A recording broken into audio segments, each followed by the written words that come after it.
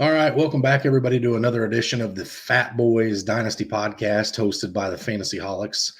Back again on YouTube, Brant. I know you and I are always excited to get our fat faces back in the public eye, but here we are again, going through another couple division breakdown here of some offseason needs, salary cap, and draft picks of some divisions. And this week we're going to be covering the NFC and AFC West. The wild wests of football. Two pretty fun divisions. One you've got some surprise come out of with you guys in the Seahawks and the NFC.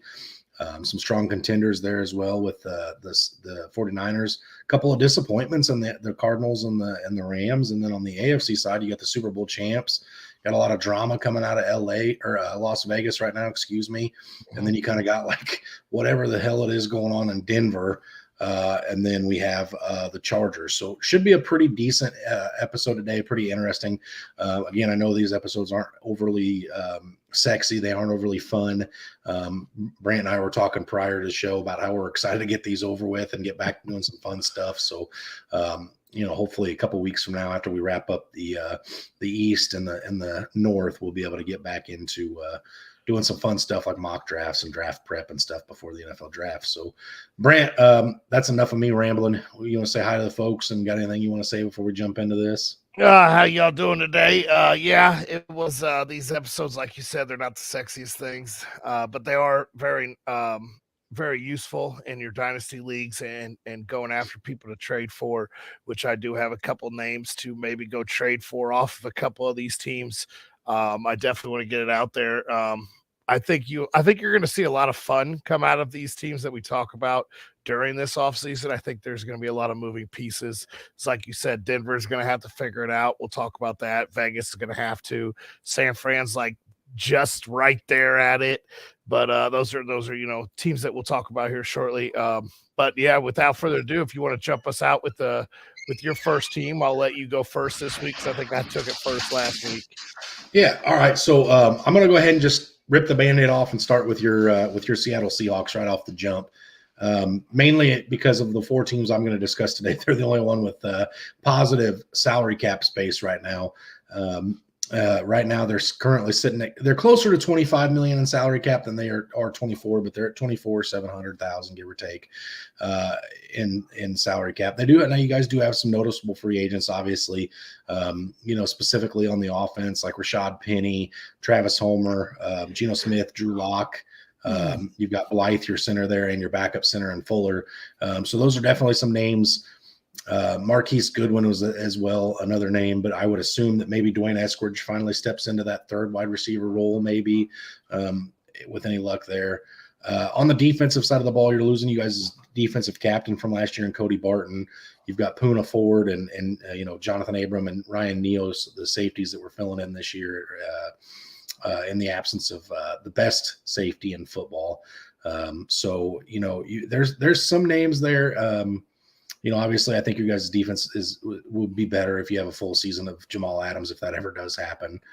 But there is some noticeable free agents. You got some salary cap space to work with, so I don't necessarily think that is going to be a huge issue. I think you should get most of those guys re-signed if there's any of them you want. I mean, I know I speak for the entire fantasy community when I say we all want to see Drew Lock as the starter in Seattle. That's just something that needs to happen. He would take DK Metcalf to new levels. Yeah, okay. Probably the worst levels of DK's career. Yeah. But anyway, the one thing that I think is really interesting with Seattle is how good you guys played this year when it was supposed to be a down year. I know I heard about that a lot this season. Both of our teams were kind of right there in the thick of things forever. And then Atlanta fell out. Seattle made it to the playoffs on a rebuild year.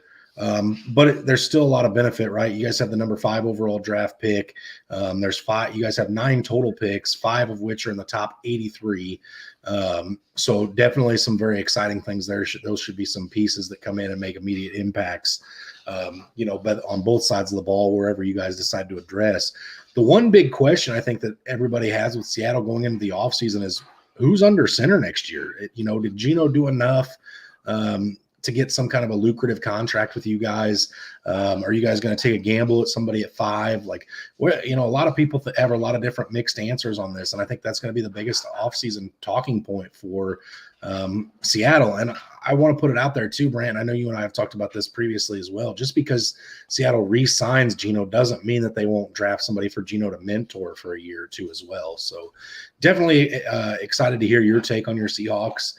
Definitely should be a very fun offseason for you guys. Yeah, I expect Poona Ford and Barton to both come back for the defensive side of the ball. Ryan Neal, I would absolutely love to see back because he did great filling in for Adams, and it would be fun to actually get to watch both of them out there, or maybe we could trade Adams and get some more money.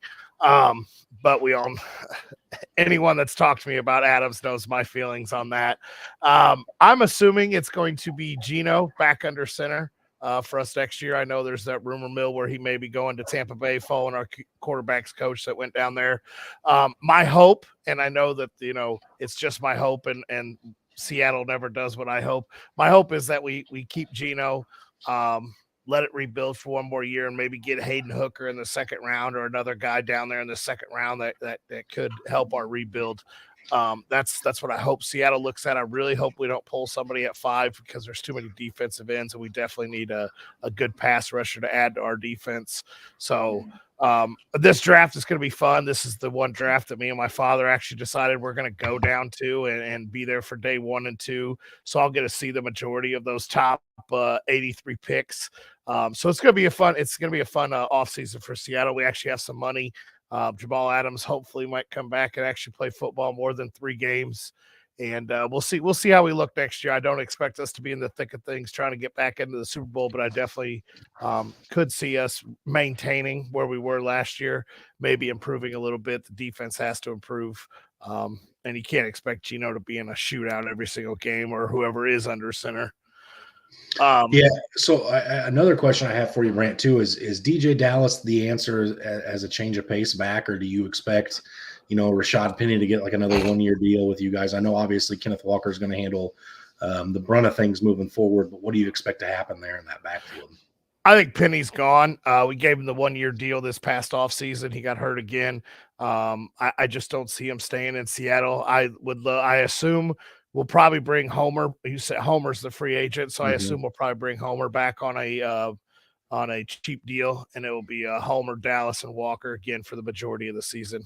Okay. That's what I assume. I don't see them making a huge splash going after somebody to back up or overtake Kenneth Walker. So I would assume those will still be the 3 names under contract in Seattle. Okay. So I'm going to jump into the Arizona Cardinals, another team that I absolutely love to talk about. But with their new head coach, Jonathan Gannon, the old DC, coming over from Philly, is going to bring a defensive mind over to that team, which that brings it straight into one of their notable free agents. And that's Byron Murphy, the quarterback. So they're losing a quarterback. They definitely got to address some spots on that defense, linebacker, cornerback. They struggled with pass rush as well. Arizona was really a team that struggled quite a bit this past year. They're losing on the offensive side. They're losing 2 guards and a center to free agency, so that they'll have to beef up that offensive line. They may need to get some shorter, beefier guys in order for their quarterback to be able to see over when he does return. I know Kyler Murray's on pace to miss quite a few games at the beginning of the year, so that will be something to keep an eye on. They are, they're about 12.5 mil under the cap limit. So they do have a little bit of room to work with. They're about 3 mil over the league average. So with that 12.5 mil, I expect them to make some big, decent moves in free agency. I could honestly see them moving on from D-Hop. I know it's, already been rumored that he's out the door. And James Conner's another name that you could see cut. I do know that he would save them some cap room as well. So I could see them being a player in one of these big name running backs. Connor did play a full year, I believe, last year. He showed he can hold up to the load, but it's going to be rough for Arizona starting off the season. So why not cut some of your dead ties, use that 12.5 mil to shore up some guys for, future years. Cause like I said, 12.5, and then they got 7 picks, first, second, third, fourth, fifth, and 2 in the 6th round, to really help them, start the rebuild. They're kind of almost scratching the bottom of that division, and I don't see them crawling out of that basement next year with Kyler Murray missing some time. If D-Hop goes, Marquise Brown was very, very serviceable, and that's a guy that I'd be going after this offseason pretty hard. I'd be using, the whole hint that, D-Hop's still there. Brown wasn't the greatest with D-Hop, in hopes that D-Hop does move on this offseason. But they will have to add another wide receiver to that team. Even if they keep D-Hop, they're going to need to add one more wide receiver to that team. I know they have names eluding me. Help me out. The slot corner there, or slot wide receiver there. Yeah, I was trying to think of who that was too. Moore, Rondell Moore. Yeah, Rondell there you Moore. go, Rondell. Yeah. But if they move on from D-Hop, they're going to have to get somebody else on the outside to really allow Moore to move around a little bit more in the slot. So I expect them to use some of their draft picks for a wide receiver. I expect them to use the higher draft pick that they have to try to beef up that offensive line or even trade down. So Arizona's a team that I'll definitely be paying close attention to see what they do.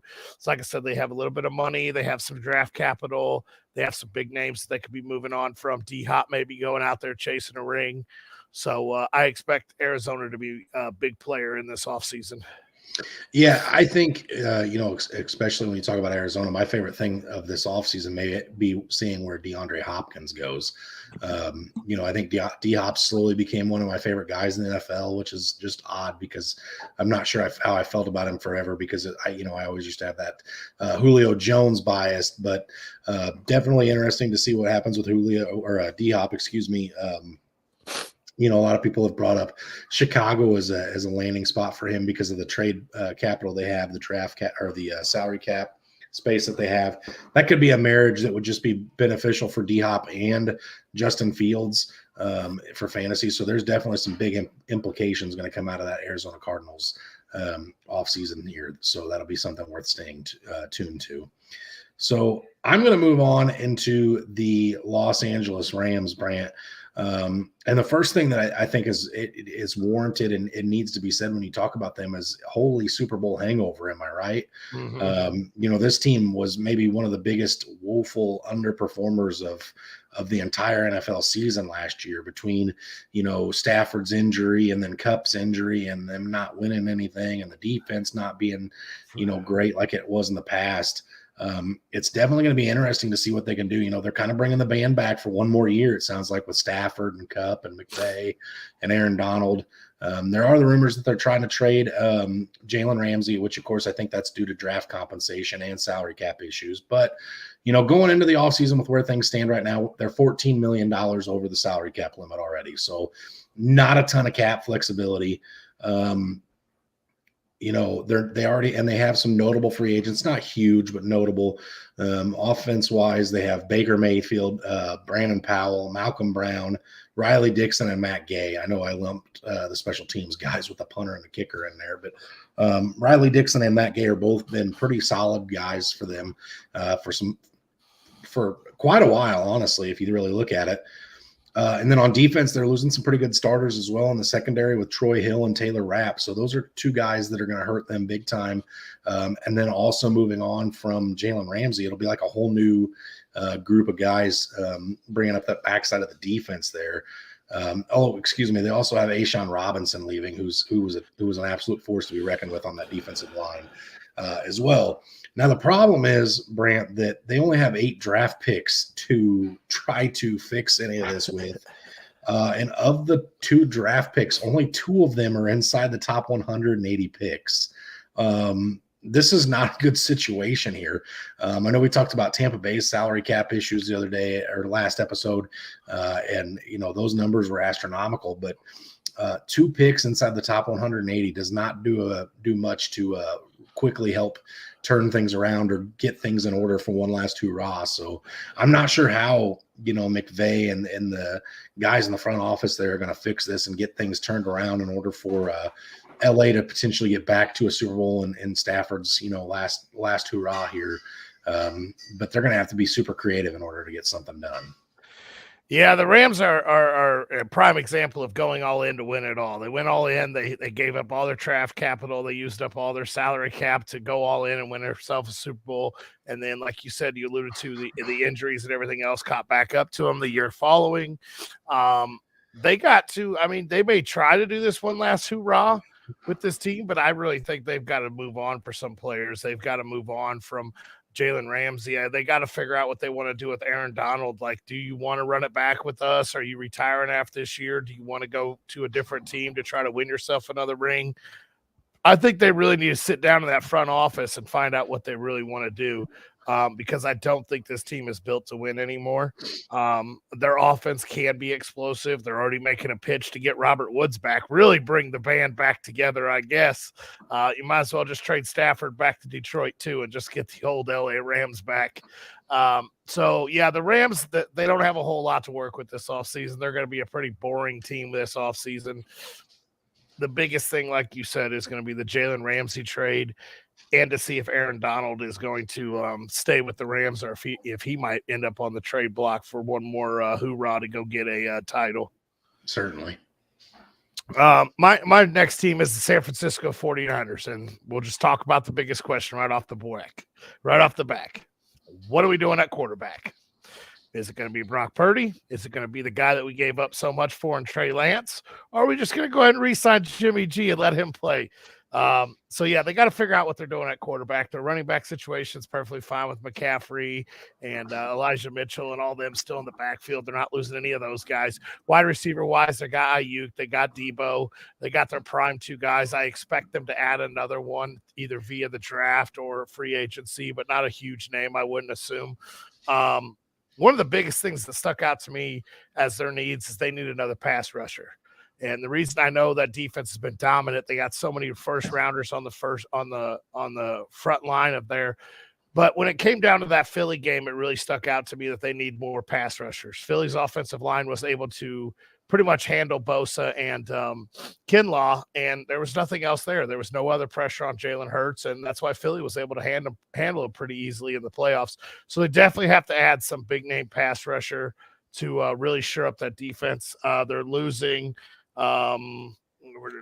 they're losing Ward out of their secondary, which is a big name that they'll be losing. And then they're losing Mike McGillicuddy, I think is how you say it, at right tackle on the offense. So I expect them to probably bring Mike back just because their line has been so good. And Mosley was the other corner they are also losing on defense. So I expect them to try to bring Mike back as the right tackle, and then it'll be fun to see kind of what they do with their secondary. They are 2.8 over the cap limit or under the cap limit. So just a little bit of money to work with, not a whole lot. They're well below the league average. And they have, they do not have a first or a second round pick this year. So they're going to have to really turn to free agency to turn a whole lot around. They have 3/3, 3/5, 3/5, a 6th, and 3 7th-round picks. So and very little money to turn this around. They're only a piece or two away from really being a Super Bowl team. They got their cards right in this free agency, in my mind. And if they don't, they're going to still be a piece or two away, and that's it. So I maybe Trey Lance is a trade chip. I don't know what they want to do at their quarterback situation. So San Fran's going to be an interesting team. Maybe they go all out and go get Aaron Rodgers. Maybe he can put him over the hump there. Who knows? You know, he can't beat him. Got to join him. He came out and said at the golf tournament he's definitely not going to San Francisco, so that we can rule it out. He didn't even need the darkness retreat for that one.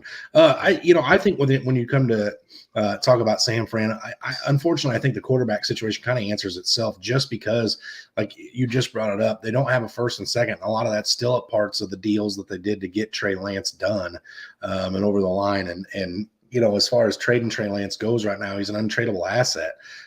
He's done nothing to show what he's capable of in the NFL, and he got hurt last year. So he's coming off of an injury, and again, like I said, the value is just too low for them to move him. So the one thing I think that Trey Lance has going for him is for the start of next season, he's going to be the only healthy rostered quarterback in San Fran as of now, obviously with Jimmy G being a free agent with Brock Purdy tearing it. What was it? His UCL or something like that joint in his elbow. He's going to be well after training camp when he comes back. They're talking like maybe week 1 or 2 of the season, he may be able to start practicing. So, I know George Kittle came out and said this is Brock Purdy's team now, and that's all well and good. And, it was a fun story while it lasted. But if you actually go dive into Brock Purdy's numbers, they really weren't all that fantastic. So I do think you gave up all that to get Trey Lance. Everybody who's in the organization that wanted Trey Lance is still there. There's no turnover at the head coach or in the GM level. So I still think it's going to be a Trey Lance show.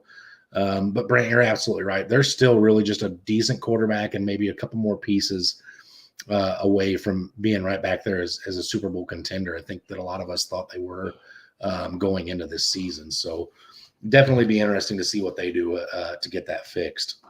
So let's go ahead and move on and jump into the AFC West, where we have the perennial Super Bowl contending and winning this year Chiefs. And I'm not going to start with them, though, as much as I want to. I'm not going to start with them right now. I'm going to start with the Los Angeles Chargers, just because I think there's a little bit more intriguing stuff going on here. So currently the Chargers are $22 million over the cap limit. So there's not a whole lot of budget for any kind of players. As far as like notable free agents they have going, really the biggest one is Jalen Guyton. On offense or defense, there wasn't really anybody huge that stuck out. Kyle Van Noy, I guess he's only been there for a year, but Jalen Guyton kind of came on and stole a lot of people's hearts along with Joshua Palmer this year there in free agency, that people were able to go pick up from free agency. I'm sorry. In a lot of NFL leagues. Brand, I know you played Jalen Guyton quite a bit and had him rostered off and on. He's a guy that we talked about on the show. I know Sunday Morning Lives, you couldn't pick between Jalen Guyton and Joshua Palmer correctly. It was the opposite one that had a good week the week you picked one. But nonetheless, that's really about the only noticeable thing. So they should be a pretty good team again next year.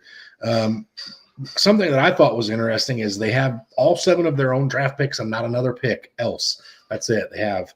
The expectations are, I think, when it comes to the Chargers is that, another wide receiver would be nice, obviously, potentially. And then obviously you just talked about his brother, but getting Joey Bosa some help to the front line there in LA would be nice.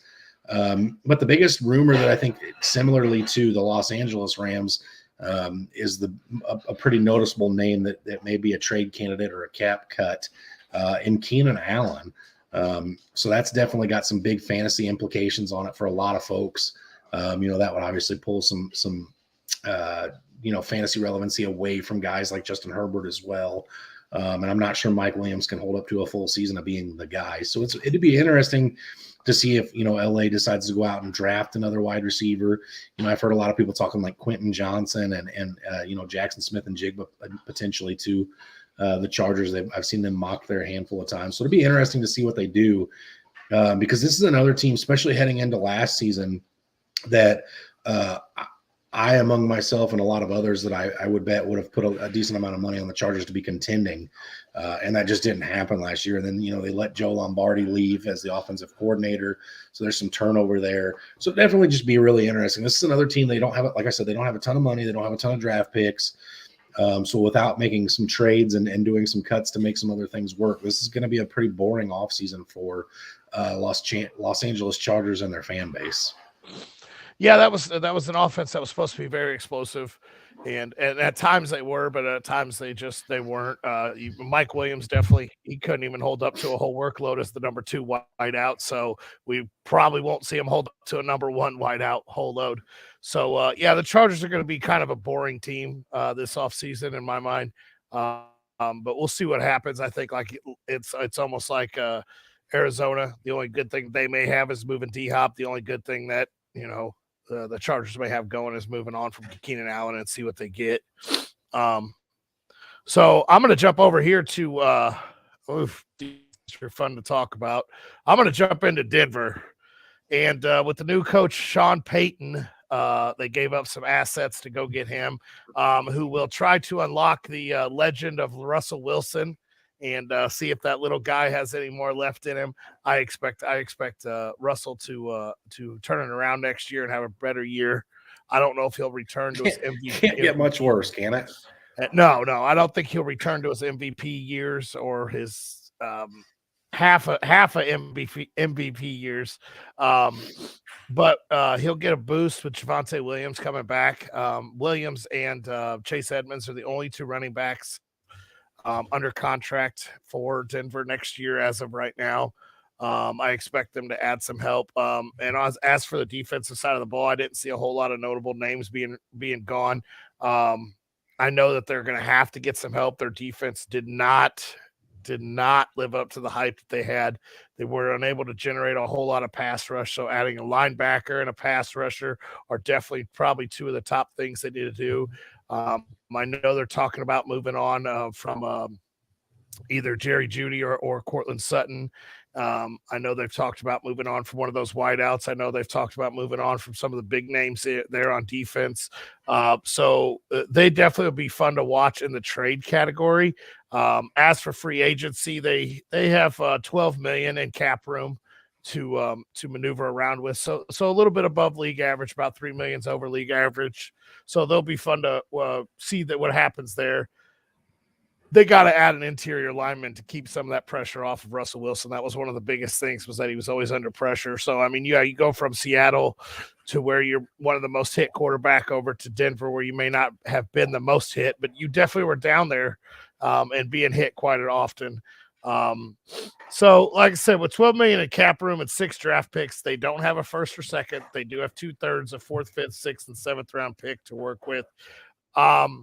They'll be interesting to see what kind of players they are. Like I said, they've got to do something with their defense to get back to the Denver that we all know. Denver's known for downhill power running type team and a strong defense. And right now, Javonte Williams got hurt early, so we didn't get to really see him unleashed. Will he be back to the normal or back to the Javonte Williams that we all thought he was going to be this past year? Will Russell get unlocked? What will they add in free agency with that money? I think they have to focus on the defensive side and address the offensive line in the draft.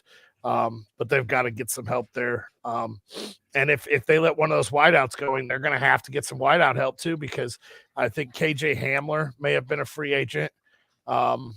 So what does that leave? Tim Patrick still there, maybe? Mm-hmm. So they'll be struggling at the wide receiver spot from one of them.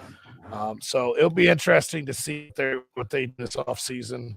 No, KJ Hamler is not a free agent. So, yeah. So Denver will be a team that's interesting to see. Yeah. So I think Denver was one of the biggest, right there with probably the Los Angeles Rams as far as a huge letdown, this year, as far as like teams that we thought were going to do great. And then they absolutely didn't do anything. And it was just like what in the heck is going on here? But the good news, Brant, and I think the most important thing that you brought up, is that they have $12 million in salary cap. They can officially go hire Russell Wilson's personal quarterback coach and get actual keys to the building instead of having to be snuck in the back door. It's like Sean Payton said, he's not coming in if he's not part of the staff. Well, he could be part of the staff. You got $12 million in salary cap. Share the love, Sean. Let Russell have his guy. That's obviously what was holding him back last year. Oh, wait, that guy was in the building and it made no difference.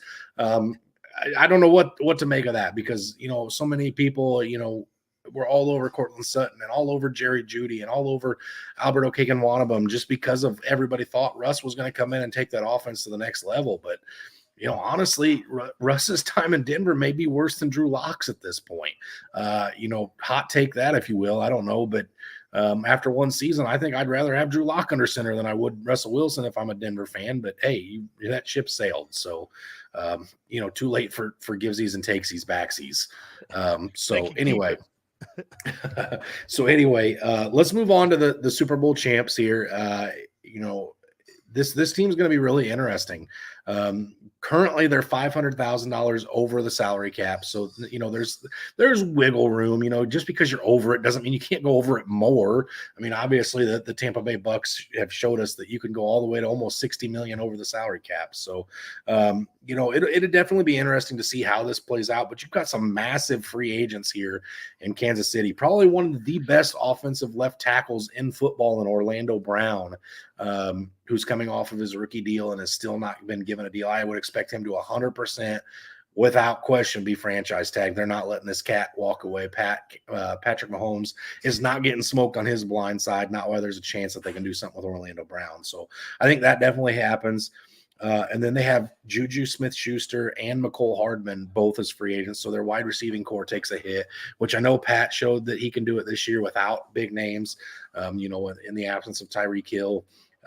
Obviously, Travis Kelce, no disrespect, no shade thrown, is still very much a big name, but he's not a wideout. So I digress. Andrew Wiley, another starter, from the offensive line as a free agent. And then a guy who won a lot of people, a lot of leagues down the stretch. And Jerick McKinnon is also a free agent. So maybe Clyde Edwards-Helaire and Isaiah Pacheco. I don't know. Yeah, Clyde Edwards-Helaire is probably an afterthought at this point in the backfield. But nonetheless, not really any huge pieces, some rotational guys for defense, not going to be back. But I think the star of their defense, and I'm going to throw a little extra love out there because he's from Mizzou, and Nick Bolton. I think he may end up being the star of that defensive side of the football that Patrick Mahomes is on the offensive side. Definitely looked the part in the Super Bowl, definitely looked the part in the playoff run. So we'll see how that progresses. But these guys have 9 draft picks, 7 of which are in the top 200 picks. So you talk about the difference between them and the Rams. The Rams are, had the Super Bowl hangover, and now they only have 2 picks inside the top 180, whereas Kansas City's coming off of a Super Bowl and still have 7 picks inside the top 200. So significantly different, draft boards probably going to be getting worked on the past 2 Super Bowl champs here. So definitely think that Kansas City is in a very, very good spot this offseason. They should have no problem getting, anybody they want back on the door, getting deals done. I think the biggest offseason question for these guys is how do you repeat or potentially at least avoid the Super Bowl hangover? I think that's a thing that a lot of teams deal with, but it seems like the front office in Kansas City's pretty top notch. Obviously, they have a great head coach in Andy Reid. And I think, honestly, you're going to start seeing guys do with Patrick Mahomes what guys did with Tom Brady. Listen, I've still got a few good years left in the tank. I'm a perennial Pro Bowler. I'm going to take, a league cut, decent cut from what I normally get paid a year to come down to town and play with Pat and chase a ring. So I expect them to have no lack of options when it comes to free agents. But the big thing here is what weapons are you going to give Patrick Mahomes next year? Because you can't give him none. It's one thing to trade his best away, but it's another thing to let Juju and McCole out the door this offseason. Justin Watson's also a free agent. I didn't really bring him up because he was out there very sporadically on the offense. But that's 3 guys that saw playing time, 3 guys that caught passes from Patrick Mahomes walking out the door, who's with Patrick Mahomes, I'm sorry, he's more talented than Tom Brady. I won't ever say he's better, or at least not at this point, but he's more talented. He's got more natural abilities than Tom Brady does. And I think you're doing an absolute disservice for the NFL if you don't give him some weapons back. So I'll be very intrigued to see what Kansas City does as far as, Juju and McCole Hardman, or if there's, DJ Chark or somebody's going to come in the door here, or if they spend some of these draft picks on guys like, Brent, you and I talked about this a little bit a while ago when we were still working through some of the wide receiver, rookie projections and stuff. But if you put a guy like Jackson Smith and Jigba, Quentin Johnson, or Jordan Addison in the Kansas City offense, they shoot up draft boards. Especially for obviously for the rookies and non-super flex, these guys are going to be top 3 picks at that point. I'm not sure you put them over Jahmyr Gibbs, and I certainly would never advocate for putting those guys over Bijan Robinson, but it'd be really hard not to be intrigued by one of those guys if they end up in this offense. Yeah, and I definitely could see them using their first round draft pick to add a wide receiver, because why not tie 5-year wide receiver to Patrick Mahomes? That way you're not having this turnover every offseason. I know, they tried to tie Tyreek Hill, but, he wanted more money than they could offer. and they did the right thing by him. I don't think there was any hard feelings. I expect Juju to be back. I think Juju's having too much fun. It sounds like the rumor mill is they are not picking up the 5th-year option on CEH. So I think they've kind of made their decision on him. He's out the door. Sure. Not this season, but next. So he would have to do something dramatic. The Chiefs are going to be fun to watch, just like they always are. They do a lot of moves. A lot of people want to come play with Patrick Mahomes, like you said. So the Chiefs will always be fun to watch. Unfortunately, I hate saying that. As we move on from the New England dynasty, it's now the Chiefs dynasty, and everybody's going to want a piece of it. Everybody's going to want their opportunity to get themselves a ring. Listen, I hated the Tom Brady dynasty in New England. I respect it, but I hated it. I'm having so much fun with this Kansas City one right now. Travis Kelce adds all the personality. Patrick Mahomes is a likable guy. I'm all for it. Welcome to the Red Kingdom until my Falcons are decent enough to contend. When they're not, when my team's not making the playoffs, it might as well be Kansas City. I don't care. So I'm gonna go into the last team in this division, and probably one of the most fun teams to watch this offseason, because Lord knows what they're going to do. And that's the Las Vegas Raiders. They cut their quarterback. Are they going to start Jason Statham? Josh Jacobs is probably out the door. I don't see him staying. Devontae Adams wants to have some say on who the quarterback is coming in, and who is going to be there in Vegas. So the Raiders got a lot to figure out, and they've got plenty of money to do it. They have $45 million under the cap to do it, so they have plenty of money to do it now, to make a huge big splash of free agency. They got 9 picks. They got a 1st, 2nd, 3rd, 4th, 2 5ths, a 6th, and 2 7ths. So they can make a lot of moves in the draft. They can make a lot of moves in the free agency. They need a lot of positions. I know they're losing some big or decent names on the offensive side. We said 2 of them, and Jacobs and Carr are both gone. And as for the wide receivers, what's going to happen with Waller? Could he be a guy that could be on the move? Mac Hollins is gone. So it sounds like they're going to have to do some stuff on the offensive side of the ball. And then you look at their defensive side of the ball, and Farrell, their defensive end, is a free agent. And then Rock Ya-Sin is also a free agent. And then Anthony Everett, both starting corners, I believe, are both free agents there. I'd actually have to look at their snap share, but I believe both of those were their starting corners this past year. So they need a whole lot of everything. They weren't a contending team in most games. Well, I guess in games they were. They weren't a contending team going down the stretch really to make any big splash in the playoffs. So the team will be fun to see what they do. I know Adams will probably be lobbying to get his best friend and Aaron Rodgers back over to hang out with him, but I don't know.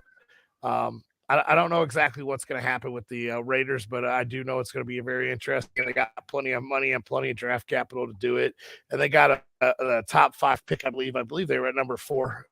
Mm-hmm. Or 7, number 7. Are they 7? Okay, they're 7. Colts are 4 right now. Hands full in this season. They're definitely going to have their hands in the honey pot. They're going to be one of the most interesting teams to watch this offseason. Yeah, I tell you what would be a fun marriage is if CJ Stroud were to somehow slide down to number 7 and him end up in Vegas. I think that could be an extremely fun one, because he's got a huge arm, and Devontae and Renfro can both get loose down the stretch, and that'd be a fun marriage to see. But you're right, Brant. Vegas is going to be tons of fun this off season. They got the cap space, they got the draft capital, they've got their own in-house free agents. What do they do with Josh Jacobs? Is it going to be the Zamir White show? So that's going to be a ton of fun, just like you alluded to. And I genuinely think that this AFC West may be the most active division in football this year, just because of potential outgoing guys, incoming guys. It's already hard to beat what the Raiders have done with Derek Carr, and if they don't re-sign Josh Jacobs, that's going to be the whole identity of that offense last year basically is gone. So it's going to be really interesting to see how that team and the division as a whole picks up and moves on. So I know next week, Brant, we're going to do the NFC East and the AFC East, moving through the eastern side of it next. There's a lot of fun teams to talk about there, man. So that'll be another.